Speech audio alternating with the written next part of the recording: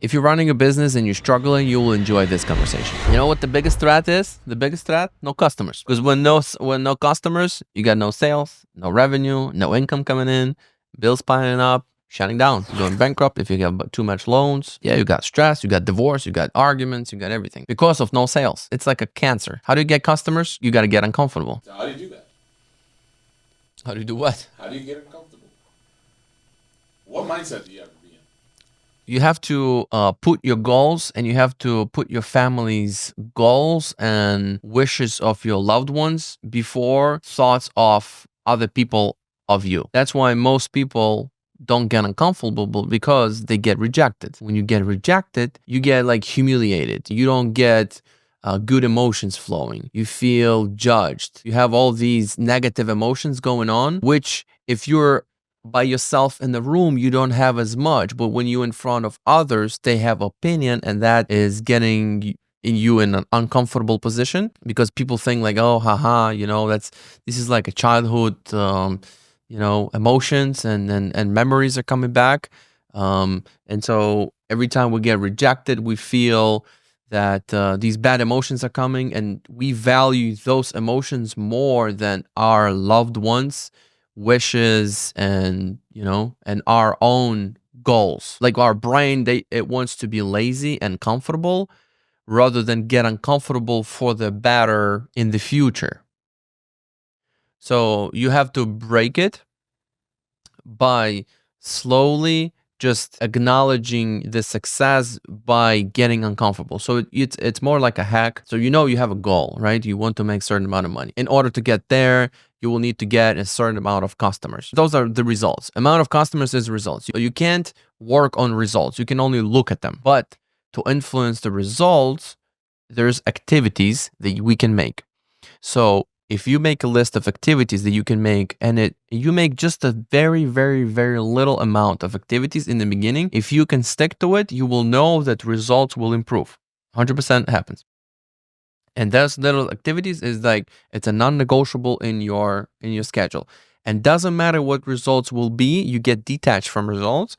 You look only on activities, and if you've done them at the end of the day, you will feel happy, because that's how your brain will work. So if you just do your activities, whatever it's going to be, your brain will feel happy at the end, and then results will be what they will be, and they will be much better, because also what gets measured gets done. So if you measure your activities, this is one of the best things you can do. It's like if you have this little schedule, then like let's say if you need to make one cold call, or let's say 5 DMs. You just block your time, you just make that one call, and that's it. You don't do no more. But once you do one, you will sometimes be like, let me do one more, and you will squeeze two. But just having that one every single day will move the business. If you can't push yourself to get uncomfortable, I think you're not gonna succeed in business.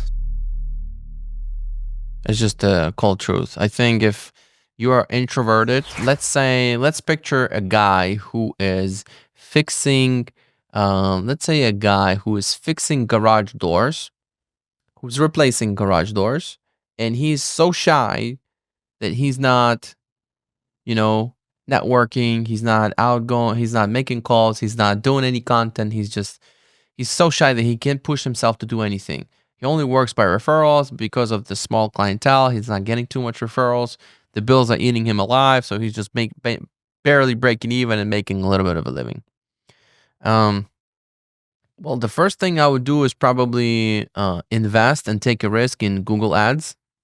So that will get you uncomfortable. It's a little bit risky, but then you will have to make sure that you have a phone system. So you probably either have to hire somebody to take phone calls, or you will have to take a phone calls yourself for the leads. That would be probably the first thing I would do. And the second one, I would just focus and double down on creating content. You don't have to be on the video, but you could be creating content of your work. That's not really getting uncomfortable. That will get you somewhere. But yes, then he's gonna say, I don't have time for it. I'm busy, replacing a door. Now I have to also like take a video and take a picture of my work. I don't have time for it. I don't have any people to do it. I can't pay nobody. Then you just you just have a bunch of excuses. You can do it. You just have to remember about it. Once you finish the job, you do a little bit of a content about it, and then you finish it up at home. You put a voiceover.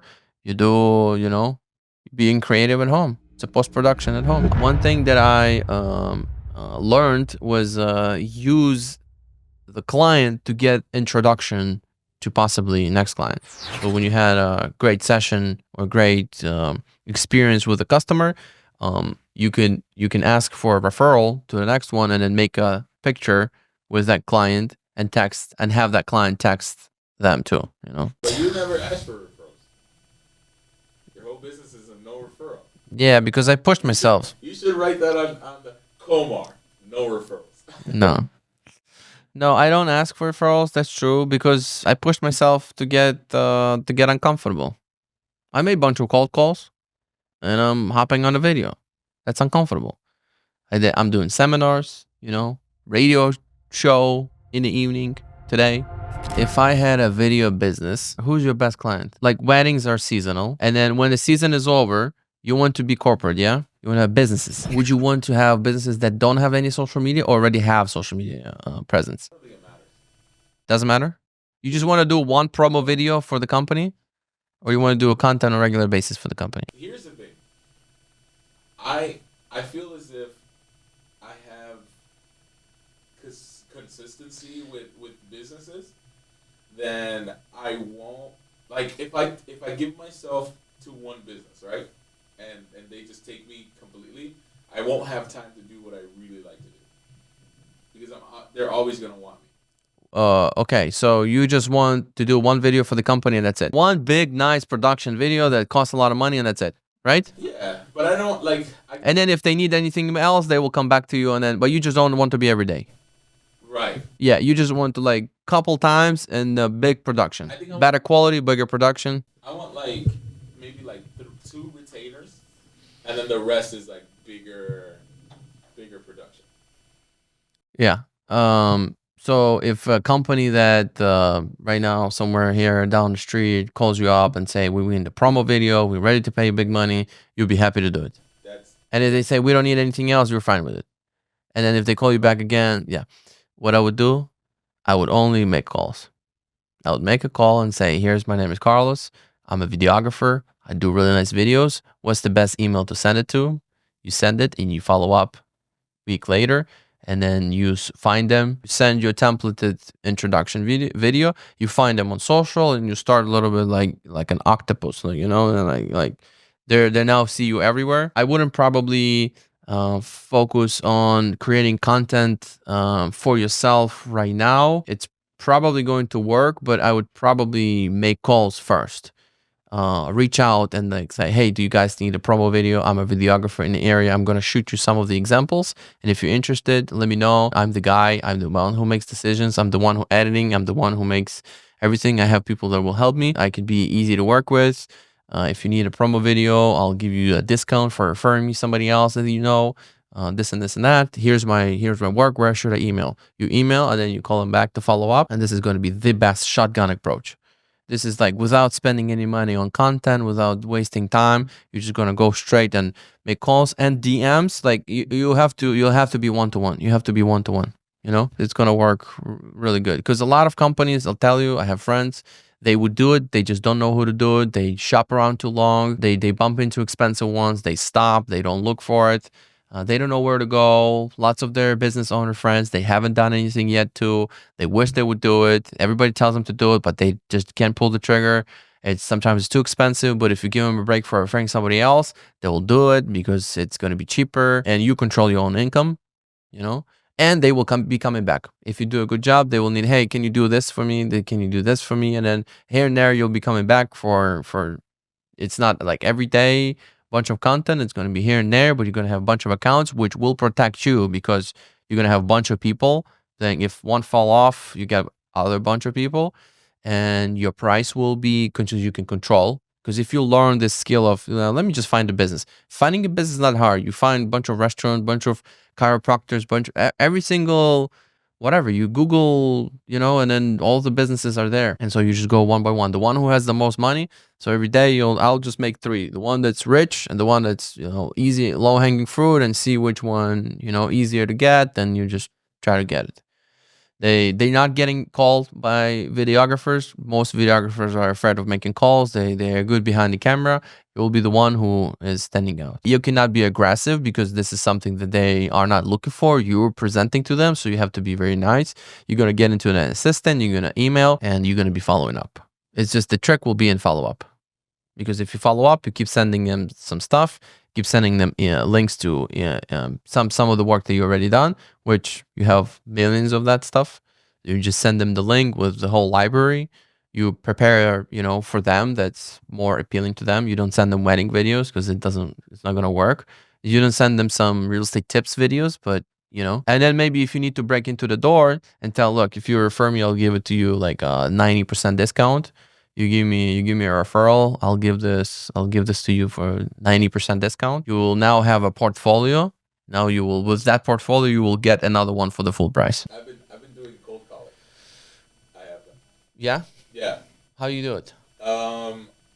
It's sort of the same thing. So, not to, Angelica took me to do a video at the chiropractor. Yeah. So then what I did was I took that video and then I reached out to chiropractors in somewhat of an area. Nice. I said, hey, I just did a video for this. Yes. Take a look at this. Let me know what you think. I sent it to chiropractors and dentists and stuff like that. You will might need to move away from chiropractors because you're doing competitors. They might think, yeah, you already did a couple chiropractors, like, yeah, this is not benefit. You're already advertising chiropractors. So you need to go like maybe a little bit to the side. So like chiropractors, you go to dentist, you go to some other businesses, and it's I'll tell you this, you're gonna have more success with the bigger the business is. Chiropractor, small business. You're not gonna have more success there. You have to go to the company that's bigger. You go to a trucking company that has 100 trucks. You go to the a dealership. You go to a dealership that has a busy lot. You go to HVAC company that has a bunch of trucks. You're gonna have success there. They will have the money to spend. The chiropractor is he's paycheck to paycheck. Same things with realtors.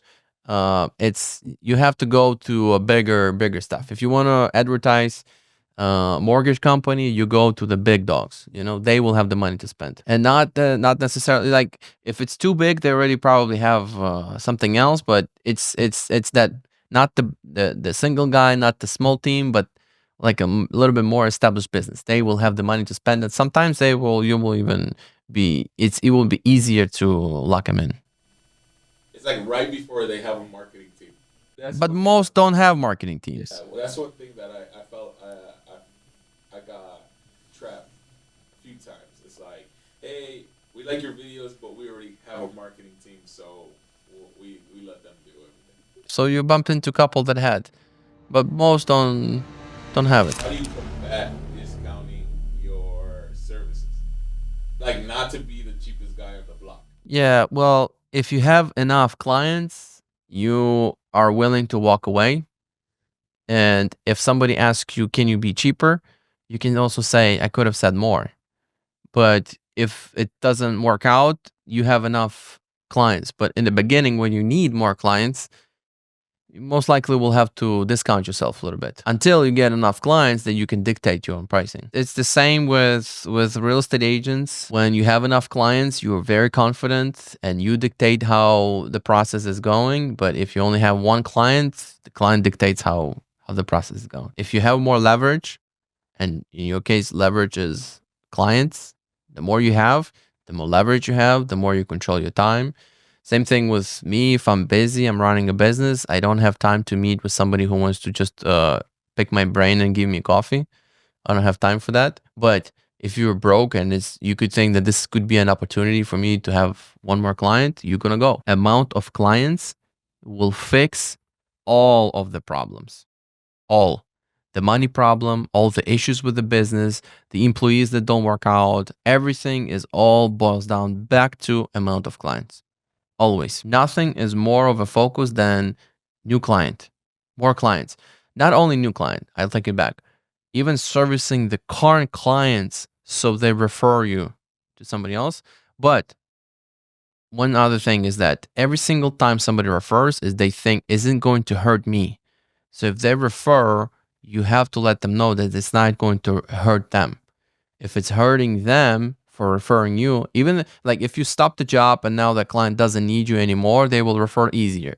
But if it's an ongoing client, they have to know that there's somebody else who's gonna be also either taking care of them or taking care of the referred person. Because if they refer you out and you don't have time for them, they're not gonna refer it. So that's the roadblock you're gonna have when asking for referrals. And if you're not getting referrals, that could be the reason.